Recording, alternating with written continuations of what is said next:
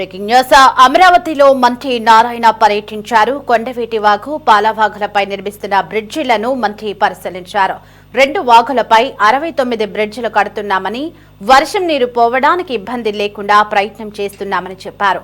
కేంద్ర ప్రభుత్వ కార్యాలయాల నిర్మాణానికి కేంద్ర కేబినెట్ ఆమోదం తెలిపిందన్నారు.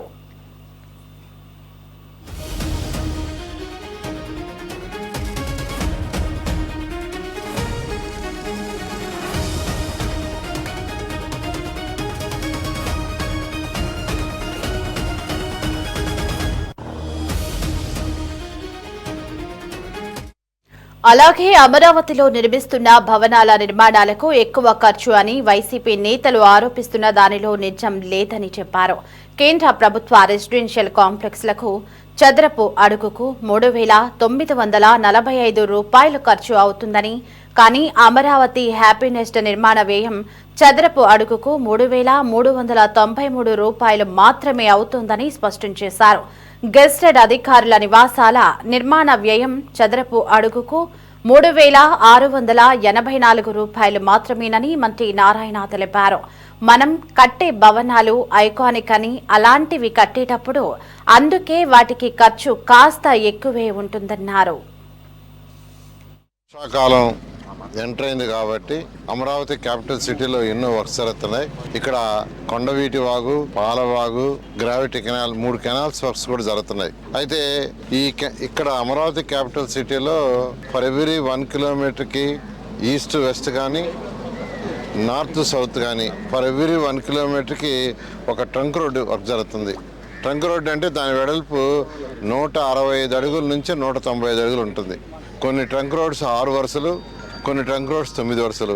అయితే ఈ east to west, north south తీసుకుంటే, ఈస్ట్ వెస్ట్ తీసుకుంటే దాదాపు 16 రోడ్లు ఉన్నాయి. నార్త్ సౌత్ 18 రోడ్లు ఉన్నాయి ట్రంక్ రోడ్స్. అదేవిధంగా లేఅవుట్స్ రోడ్స్.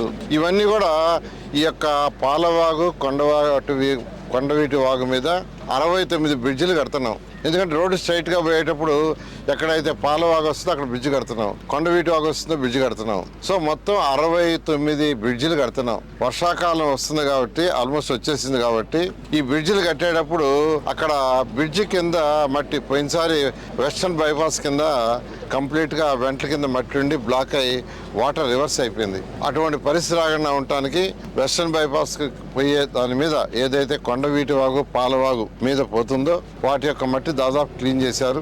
అదేవిధంగా 69 ఎక్కడైతే బ్రిడ్జెస్ జరుగుతున్నాయో అక్కడ డైవర్ట్ చేయమన్నాం. ఎక్కడైతే బ్రిడ్జి వర్క్ జరుగుతుందో అక్కడ డైవర్ట్ చేయమని అది కూడా అధికారులు చేపట్టారు.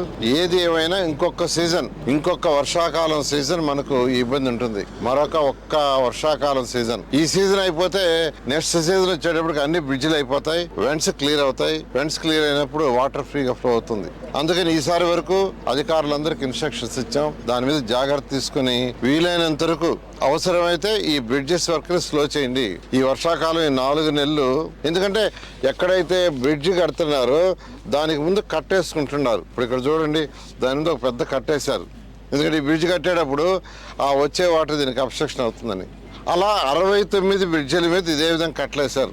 అయితే ఆ కట్టలతో సెంట్రల్ గవర్నమెంట్ మనకు ఆఫీస్ కాంప్లెక్స్కి, సెంట్రల్ గవర్నమెంట్ యొక్క ఆఫీసుల కాంప్లెక్స్కి 1,299 కోట్లు శాంక్షన్ చేశారు. 23.25 లక్షల చదరపడుగులు కట్టడానికి. దానికి అయ్యేది 5,587. తర్వాత వాళ్ళ యొక్క రెసిడెన్షియల్ కాంప్లెక్స్లకి శాంక్షన్ చేశారు 1,234 కోట్లు, 31.3 లక్షలు. దానికి అయ్యేది 3,945 అని ఒక పత్రిక వేసింది. ఈ పత్రిక ఏముందండి, సాక్షే. ఇక్కడ ఎందుకు అంత అవుతుందని, కట్టే బిల్డింగులను బట్టి ఖర్చు అవుతుందండి.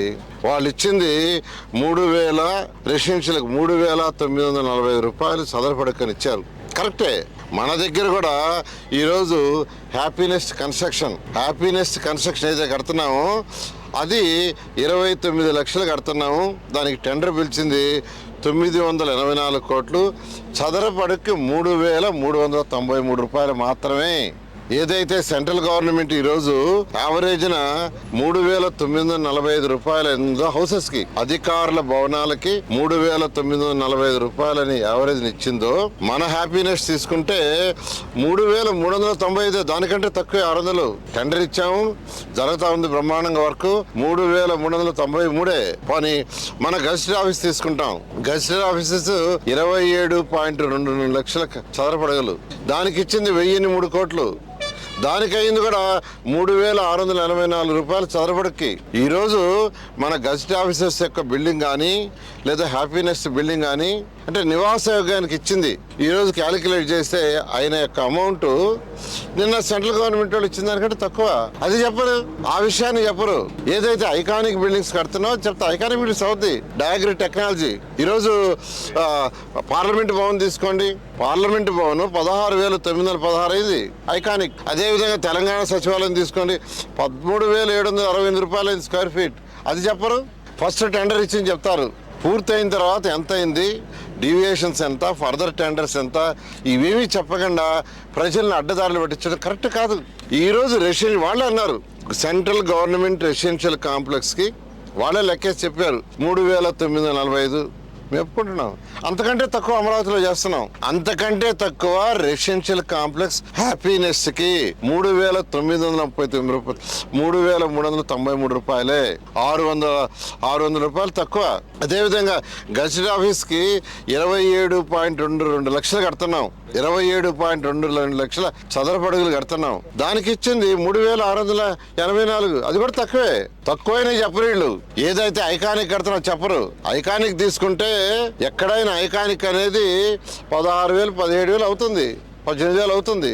ఈరోజు పార్లమెంట్ తీసుకోండి. పార్లమెంట్ ఏదైతే కట్టారో దానికి 16,916. కాబట్టి నేను ఒకటే చెప్తున్నానండి, మీరు ఇలా ప్రజలకు కానీ అబద్ధాలు చెప్తూ పోతే ఆ 11 సీట్లు మేలవు. నేను చాలా క్లియర్ చెప్తున్నా. మీరు డేటా కంపేర్ చేసి చెప్పండి. హ్యాపీనెస్ట్ కరెక్ట్గా అరగంటలో ఫిల్ అయిపోయినాయి. హ్యాపీనెస్ ఆ రోజు ఓపెన్ చేస్తే కరెక్ట్గా హాఫ్ అన్ అవర్. దాని కాస్ట్ 3,393 రూపాయలు చదరపడకు మాత్రమే. It is a residential. అదేవిధంగా మళ్ళీ చెప్తున్నా, గజిటెడ్ 27.22 లక్షల చదరపడుగులు. దానికి 3,684 రూపాయలే. కాబట్టి కట్టే బిల్డింగ్ ఏంది, ఎలాంటిది కడుతున్నారు, అది ఐకానికా, నాన్ ఐకానికా, రెసిడెన్షియలా, కమర్షియలా, ఆఫీస్ స్పేసా, ఇవన్నీ చూడాలి. అవన్నీ చూసి చెప్తేనే అది కరెక్ట్ అవుతుంది.